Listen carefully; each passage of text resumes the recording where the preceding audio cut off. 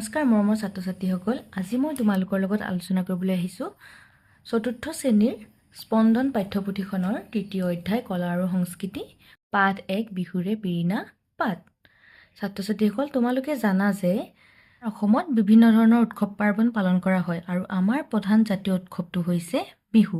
আৰু এই পাঠটোৰ নামটোতে তোমালোকে গম পাইছা যে আমি বিহু গীতৰ বিষয়ে ইয়াত পঢ়িম।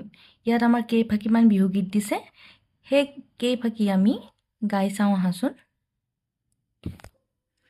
ইয়াত প্ৰথম বিহু ফাঁকি দিছে, চতে গৈয়ে গৈয়ে বহাগে পালেহি, ফুলিলে ভেবেলি লতা, কৈনো কৈ থাকিলে উৰকে নপৰে, বহাগৰ বিহুৰে কথা। আমি এই বিহু ফাঁকি এনেদৰে গাবলৈ চেষ্টা কৰিব পাৰোঁ। এই বিহু ফাঁকিত কৈছে যে আমি জানো যে চ'ত মাহৰ পিছত বহাগ মাহ পায়হি আৰু চ'ত গৈ গৈ বহাগ পালেহি, ফুলিলে ভেবেলি লতা, মানে আমি জানো যে বহাগ মাহত বহুতো ফুল ফুলে আৰু ইয়াত ভেবেলি লতা মানে ভেদাইলতা ফুলাৰ কথা কৈছে। আৰু কৈনো কৈ থাকিলে উৰকে নপৰে, বহাগৰ বিহুৰ কথা। আমি বহাগৰ বিহুৰ কথা কৈ কৈ আমাৰ অন্ত নহয়, এই কথাষাৰকে ইয়াত ক'বলৈ বিচাৰিছে। এতিয়া আহাচোন আমি 2 নম্বৰ বিহু ফাঁকি গাই চাওঁ। অতিকৈ চেনেহৰ মুগাৰে মহুৰা, তাতো কৈ চেনেহৰ মাকো, তাতো কৈ চেনেহৰ বহাগৰ বিহুটি, নেপাতি কেনেকৈ থাকোঁ। এই বিহু ফাঁকিৰ অৰ্থটো হৈছে যে অসমীয়া শিপিনীসকলৰ আটাইতকৈ মৰমৰ বস্তুটোৱে হৈছে তাঁতশালখন আৰু তেওঁলোকৰ মুগাৰ মহুৰা আৰু চেনেহৰ মাকুটো বৰ প্ৰিয়। কিন্তু এই বিহু ফাঁকিত এনেদৰে কৈছে যে তেওঁলোকৰ এই মুগাৰ মহুৰা চেনেহৰ মাকুতকৈও বেছি প্ৰিয়টো হৈছে বহাগৰ বিহুটি, আৰু এই বহাগৰ বিহুটি আমি নপতাকৈ থাকিব নোৱাৰোঁ। ইয়াত দিয়া তৃতীয় বিহু ফাঁকি আমি এনেধৰণে গাব পাৰোঁ। বিহু বিহু বিহুটি, বিহু আমাৰ তিনিটি, কাতি বিহু কঙালী, মাঘৰ বিহু ভোগালী, বহাগতে ধেমালি, বহাগতে ধেমালি কৰোঁ। এই বিহু ফাঁকিত আমাৰ 3টা বিহুৰ কথা কৈছে। আমাৰ প্ৰথম বিহুটো হ'ল বহাগ বিহু, কাতি বিহু আৰু মাঘ বিহু। বহাগ বিহুক আমাক ৰঙালী বিহু বুলি কোৱা হয়, তোমালোকে জানাই।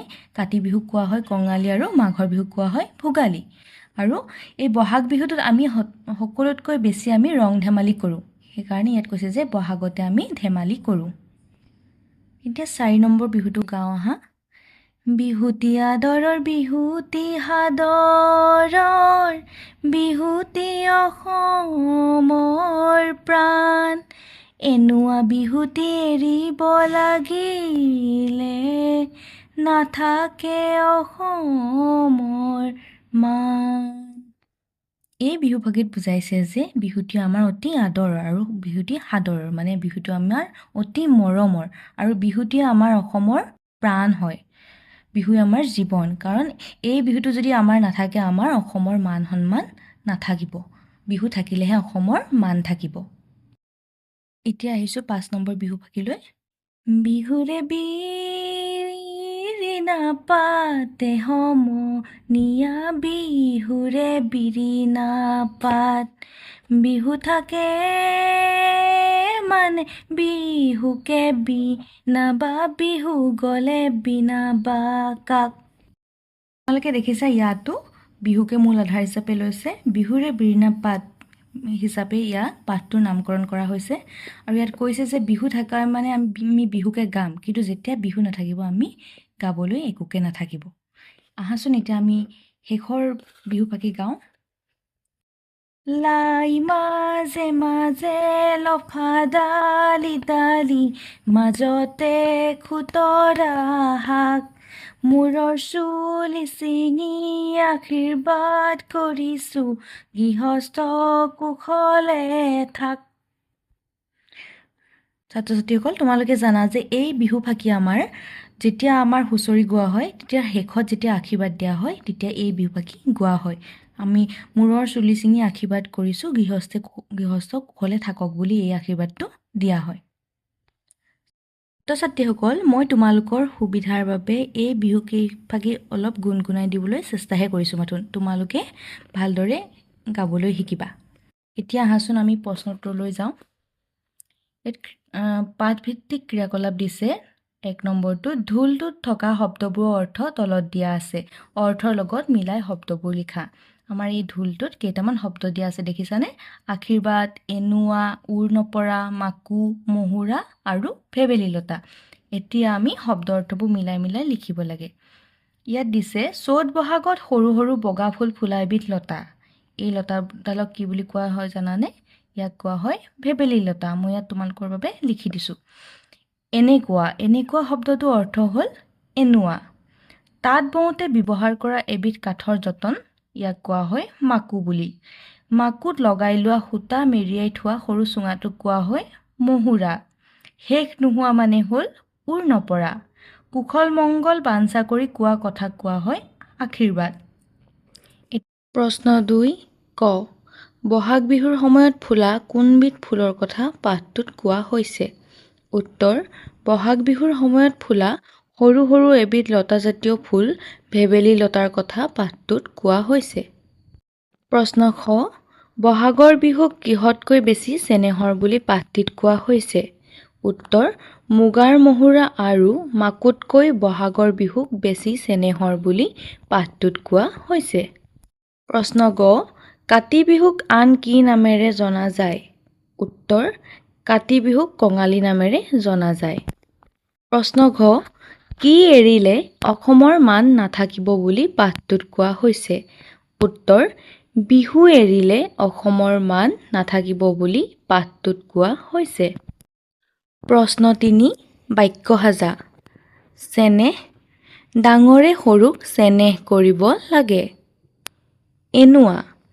এনুৱা কাম কৰিবা যি তোমাক সুনাগৰিক হিচাপে গঢ়ি তোলে।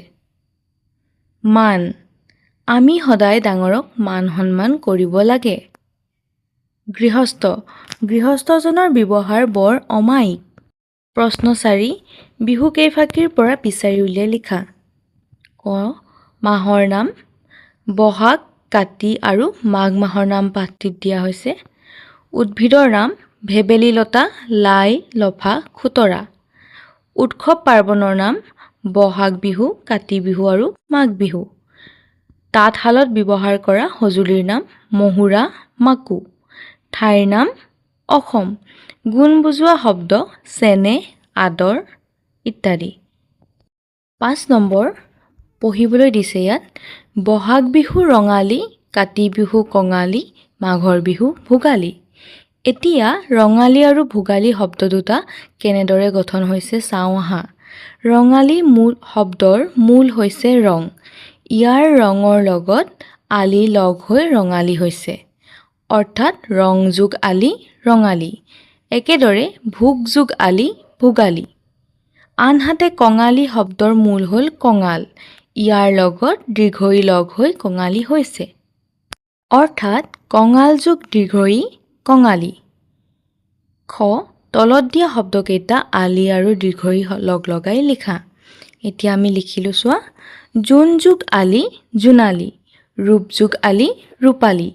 কপাহ যোগ দীৰ্ঘই হ'লে হ'ব কপাহী। বিহগ যোগ দীৰ্ঘই হ'লে হ'ব বিহগী। সোণ যোগ আলি সোণালী। বহাগ যোগ দীৰ্ঘই বহাগী। এতিয়া 5 নম্বৰ গ প্ৰশ্নটো চোৱা। তলত দিয়া শব্দকেইটা কেনেদৰে গঠিত হৈছে লিখা। এতিয়া শব্দকেইটা দিছে মাঘী, দীপালী, ফাগুনী, বাঁহী, মেঘালী, ধনী, ককালী আৰু গোলাপী। এতিয়া চোৱা, মাঘী শব্দটো হ'ব মাঘ যোগ দীৰ্ঘই মাঘী। দীপালীটো হ'ব দীপ যোগ আলি দীপালী। ফাগুনীটো হ'ব ফাগুন যোগ দীৰ্ঘই ফাগুনী। বাঁহী হ'ব বাঁহ যোগ দীৰ্ঘই বাঁহী। মেঘালী মেঘ যোগ আলি মেঘালী। ধনীটো হ'ব ধন যোগ দীৰ্ঘই ধনী। ককালীটো হ'ব ককাল যোগ দীৰ্ঘই ককালী। গোলাপীটো হ'ব গোলাপ যোগ দীৰ্ঘই গোলাপী। প্ৰশ্ন 6 কাষৰ মেজিটোৰ পৰা উপযুক্ত শব্দ বাছি উলিয়াই খালী বাকচত ভৰোৱা। দেখিছানে তোমালোকক কাষতে মেজি এটা দিয়া আছে তাত লিখা আছে যে মেজি ঢুলীয়া বিহুৱান উৰুকা আকাশবন্তি আৰু বিহুৱতী এই শব্দকেইটা দিয়া আছে এতিয়া আমি লিখিব লাগিব কটো চোৱা বিহুৰ আগদিনা কোৱা হয় উৰুকা সেইকাৰণে আমি উৰুকা লিখিছো ঢোল বাইজি হেয়া হৈছে ঢুলীয়া ৰঙালী বিহুত লোৱা গামোচাক কোৱা হয় বিহুৱান বিহু নচা ছোৱালী হ'ল বিহুৱতী কাতি মাহত দীঘল বাহত আৰি লগোৱা চাকিক কোৱা হয় আকাশবন্তি আৰু শেষৰটো হৈছে মাঘৰ বিহুত জ্বলাবলৈ সজা কাঠ বা নৰা দমক কোৱা হয় মেজি প্ৰশ্ন ৭ বিহু গীতৰ লগত বজোৱা কেইবিধমান থলুৱা বাদ্যযন্ত্ৰৰ নাম লিখা ইয়াৰে যিকোনো এবিধ বাদ্যৰ ছবি আঁকা উত্তৰ বিহু গীতৰ লগত বজোৱা কেইবিধমান থলুৱা বাদ্যযন্ত্ৰ হ'ল ঢোল তাল পেঁপা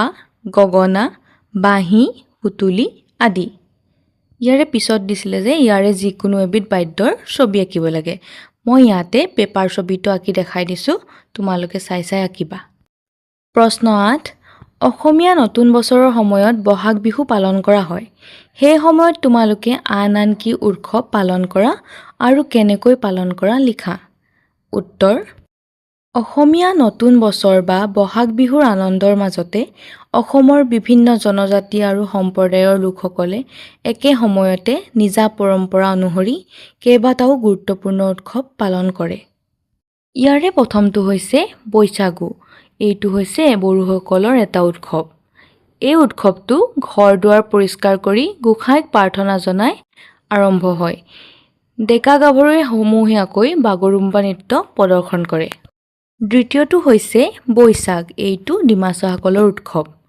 এই উৎসৱ পৰম্পৰাগত নৃত্য বাদ্যযন্ত্ৰৰ তালে তালে গাঁৱৰ সকলোৱে মিলি ভোজ ভাত খাই এই উৎসৱ পালন কৰে তৃতীয়টো হৈছে বিহু বিষ্ণুপ্ৰিয়া মণিপুৰীসকলৰ উৎসৱ হয় এইটো এই উৎসৱটো ঘৰে ঘৰে পিঠাপনা তৈয়াৰ কৰি ডাঙৰজনক সেৱা জনাই আশীৰ্বাদ লৈ পালন কৰে ছাত্ৰ-ছাত্ৰীসকল এই পাঠটো ইমানতে শেষ কৰিছোঁ তোমালোকৰ আৰু যদি কিবা জানিবলগীয়া থাকে মোক কমেন্ট যোগে জনাবা ভিডিঅ'টো শেষৰলৈকে চোৱাৰ বাবে ধন্যবাদ